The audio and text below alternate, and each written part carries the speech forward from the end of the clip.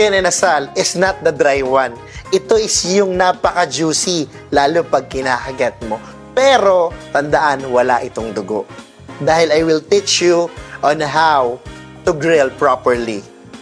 And this liempo na talagang napakalambot dahil sa marination niya at sa flavor, hindi ka kakapusin. And also, ang sekreto kung paano mapapalambot ang squid o ang pusit. Dahil ang sweet and tangy taste nito is talagang papatok sa masa at sa taste buds nyo. Para naman sa boneless bangus or butterfly bangus, ay isa rin siyang sweet and tangy taste dahil dun sa may special sa basting na ginagawa natin or seafood basting. Talagang napaka-juicy nito dahil ituturo ko sa inyo yung perfectly grilled para sa butterfly bangus. At para naman dun